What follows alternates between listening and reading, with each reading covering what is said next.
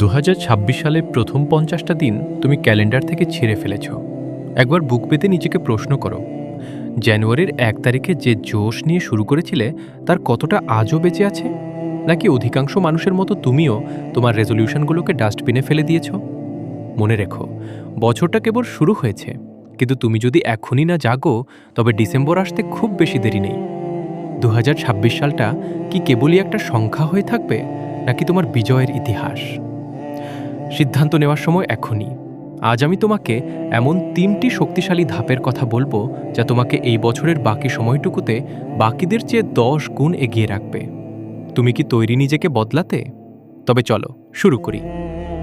আমরা এমন এক যুগে বাস করছি যেখানে আমাদের মনোযোগ কেড়ে নেওয়ার জন্য হাজারো মাধ্যম চারদিকে ঘিরে আছে। রিলস আর শর্টসের দুনিয়ায় মানুষ 5 মিনিট এক নাগারে কোনো কাজ করতে পারে না। কিন্তু তুমি যদি নিজেকে সবার থেকে আলাদা করতে চাও তবে তোমাকে ডিপ ওয়ার্ক শিখতে হবে।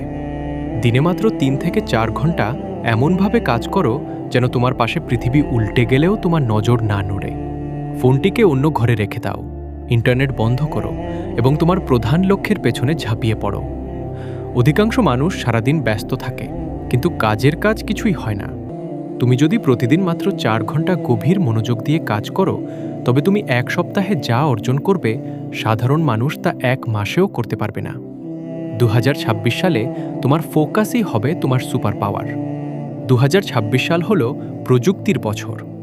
আজও যদি তুমি সেই পুরনো গতানুগতিক জ্ঞান নিয়ে বসে থাকো তবে পৃথিবী তোমাকে পেছনে ফেলে অনেক দূর চলে যাবে। নিজেকে প্রশ্ন করো, তোমার বর্তমান দক্ষতা কি তোমাকে আগামী দিনে টিকিয়ে রাখবে? প্রতিদিন অন্তত 1 ঘন্টা নতুন কিছু শেখার পেছনে ব্যয় করো। হতে পারে সেটা এআই টুলসের ব্যবহার, ফিনান্সিয়াল ম্যানেজমেন্ট কিংবা আধুনিক কোনো টেকনিক্যাল দক্ষতা। তোমার মস্তিষ্ক হলো তোমার সবথেকে বড় সম্পদ। এই সম্পদে যত বেশি ইনভেস্ট করবে রিটার্ন তত বেশি পাবে। যখন তুমি জানবে যা বাকিরা জানে না, তখনই তুমি হবে অপ্রতিদ্বন্দ্বী। মনে রেখো, লার্নিং বন্ধ করা মানেই হেরে যাওয়া। একটি জং ধরা ইঞ্জিনে চড়ে রেস জেতা সম্ভব নয়। তোমার শরীর হলো তোমার সাফল্যের একমাত্র বাহন। 2026 সালে নিজের শরীরের প্রতি কঠোর হও। তুমি কি খাচ্ছ আর কতটা পরিশ্রম করছো সেদিকে খেয়াল রাখো।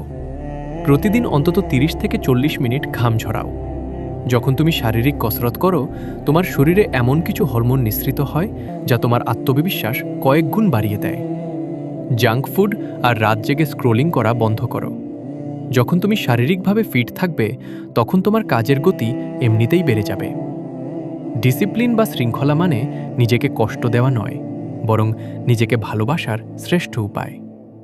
2026 সালের অনেকটা সময় চলে গেছে ঠিকই, কিন্তু ঘুরে দাঁড়ানোর জন্য এখনও যথেষ্ট সময় তোমার হাতে আছে। তুমি কি সাধারণ হয়ে মরতে চাও, নাকি নিজের নামের পেছনে একটি ইতিহাস রেখে যেতে চাও? সিদ্ধান্ত তোমার। যদি তুমি আজ থেকে এই চ্যালেঞ্জ নিতে প্রস্তুত থাকো তবে কমেন্ট বক্সে এখনই গর্জে উঠে লেখো, আমি বদলাতে তৈরি। তোমার এই একটি কমেন্টই হয়তো তোমার নতুন জীবনের শুরু হবে। ভিডিওটি ভালো লাগলে লাইক দাও এবং তোমার সেই বন্ধুকে শেয়ার করো যাকে তুমি সফল দেখতে চাও। আমাদের এই পরিবারের সদস্য হতে সাবস্ক্রাইব করে বেল আইকনটি অন করে দাও। মনে রেখো, তোমার ভেতরে এক অসীম সম্ভাবনা লুকিয়ে আছে, শুধু তাকে জাগিয়ে তোলার অপেক্ষা। ভালো থেকো, সুস্থ থেকো। ধন্যবাদ।